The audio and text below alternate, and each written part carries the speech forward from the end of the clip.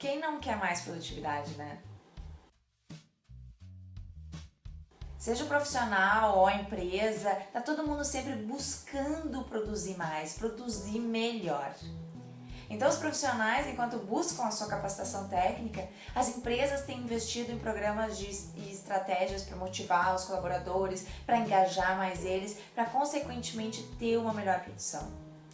Mas a minha intenção nesse vídeo é trazer um outro aspecto. Vamos olhar para o espaço físico onde esses profissionais estão inseridos. Porque além de capacitação técnica, além de motivação, o ambiente, a empresa, o aspecto físico dela também influencia na produtividade. E é sobre isso que a gente vai falar nesse vídeo. Eu vou trazer 5 elementos que a gente pode trabalhar de uma forma muito prática para que o espaço físico também trabalhe a favor da produtividade. Por que Google dá certo? Por que os espaços Google hoje são referências? Porque Google, através do ambiente, ele é coerente com a cultura da própria empresa, mas principalmente porque ele atende de uma forma perfeita às necessidades dos usuários e dos seus colaboradores. É isso que faz a diferença, é isso que é personalização dos espaços. É quando na hora da gente projetar um ambiente ou na hora da gente adequar um ambiente, que a gente olhe para os usuários.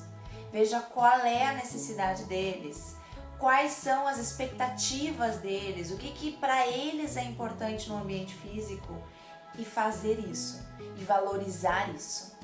É isso que vai gerar o engajamento, é isso que vai gerar a motivação e, consequentemente, uma melhor produtividade. E se for possível ainda, em cada estação de trabalho, analisá-la de forma individual, deixá-la flexível para que cada pessoa possa adaptar às suas necessidades individuais, melhor ainda. Isso eu estou falando de cadeiras com regulagens de altura, de encosto, isso eu estou falando de equipamentos com suportes que a gente possa adequar na altura correta, porque cada um tem as suas necessidades diferentes. A principal atividade em um escritório é trabalhar seu computador, é ficar muitas horas sentadas. E é por isso que a posição das pessoas, a maneira com que elas sentam para trabalhar, faz toda a diferença no quanto e no como elas vão produzir. É por isso que eu digo que o principal investimento de um escritório deve ser em cadeiras adequadas, cadeiras de qualidade, que tenham menos 3 pontos, que tenham regulagem de altura do assento, que tenham um suporte para a coluna, principalmente para a região da lombar, e que tenha um apoio de braços adequado e que esse apoio ele também seja regulado para poder atender diferentes perfis de usuários. Além de oferecer uma cadeira de qualidade, também é importante observar como que as pessoas sentam nessa cadeira. Também não adianta a gente investir, fazer todo um investimento em um mobiliário e daqui a pouco a pessoa não tem o hábito de sentar corretamente na cadeira, entende? Por isso, então, é bacana também orientar, mostrar como é que a gente deve sentar sempre bem para trás na cadeira, os pés devem ficar totalmente apoiados no chão. Quando isso não é possível, e acontece principalmente no caso de pessoas mais baixas ou mulheres, a gente precisa colocar aquele apoio de pés. Então veja, são pequenos cuidados, pequenos detalhes, que também tem a ver com aquela primeira questão de personalização dos espaços, mas que faz a diferença para quem está trabalhando ali 6, 7, 8, 9, 10 horas. É óbvio que eu ia falar isso, afinal a gente vive em uma sociedade onde existem regras e que devem ser cumpridas. E principalmente nesse caso, em caso de normas de escritório de espaço físico, a gente está falando de segurança. E a gente está falando de saúde das pessoas, então se torna ainda mais importante para evitar causas trabalhistas, enfim, qualquer tipo de complicação em função do espaço físico. Mas eu quero chamar a atenção a 2 elementos das normas que estão diretamente ligadas à produtividade. O primeiro deles é em relação à acústica. Existem níveis máximos de ruídos permitidos em um ambiente. E por que é importante a gente seguir isso? Porque não tem como a pessoa produzir de uma forma eficiente se ela está num ambiente com barulho, com ruído. Imagina que você está focado em uma atividade e daí tem o barulho do trânsito da rua, tem o colega do lado que não sai do telefone, tem o barulho daquele ar-condicionado que não funciona mais. É óbvio que vai gerar distração. É óbvio que o nosso trabalho, que o foco vai ser interrompido. E essas interrupções, elas acabam diminuindo a produtividade. Existem pesquisas que mostram que a gente pode diminuir até 40% a nossa capacidade de produzir em um ambiente com barulhos externos. E o que é pior ainda, a gente aumenta em 30% a chance de erros sobre aquilo que a gente está produzindo. Eu acho que não tem nada pior do que não produzir, a não ser produzir de uma forma errada, de uma forma que vai gerar um retrabalho. E é por isso que observar os níveis de ruído e tentar eliminar ou mascarar de qualquer forma esses barulhos é fundamental no espaço físico. E uma segunda questão que também é enorme, que também existem parâmetros que devem ser seguidos, é quanto à iluminação. Iluminação em excesso ou iluminação insuficiente são prejudiciais.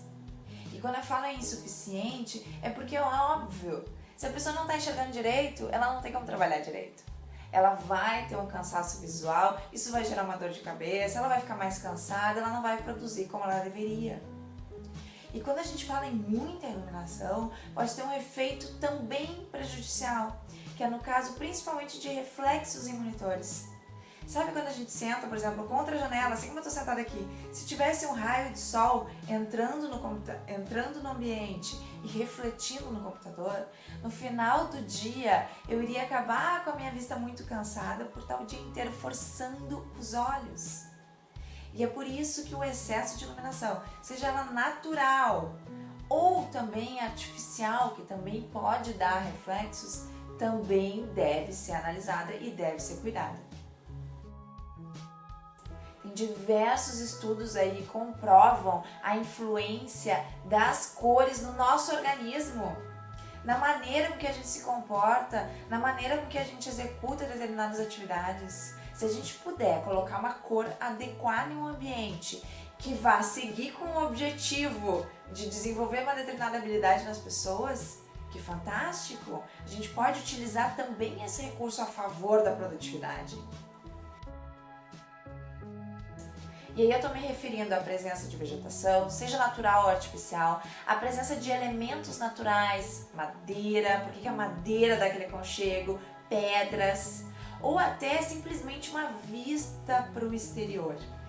Quando as pessoas têm essa conexão com a natureza, elas se sentem melhor. Existem diversas pesquisas que já mostram isso, que aumentam até 15% a satisfação das pessoas quando elas estão em contato com a natureza. E por que isso acontece? Por que isso acontece principalmente conosco, os brasileiros? A gente sofreu um processo de urbanização muito acelerado. E é por isso que a gente ainda tem uma herança histórica, uma necessidade de ter essa conexão com a natureza. Isso é importantíssimo hoje em dia. As empresas que já se deram conta disso e que estão oferecendo espaços ligados à natureza, até mesmo áreas externas para trabalhar, elas têm desenvolvido uma capacidade de produzir muito melhor. As pessoas se sentem bem, se sentem mais acolhidas. E é esse o objetivo também com o espaço físico e trazendo a vegetação para os ambientes de trabalho. Então, concluindo, eu trouxe aqui 5 pontos para serem observados no espaço físico e que reforçam a importância do ambiente onde as pessoas estão inseridas na produtividade delas. Fez sentido isso para vocês? Eu vou deixar aqui embaixo o meu contato e eu estou à disposição para a gente continuar conversando sobre esse assunto. Tá bom? Um abraço!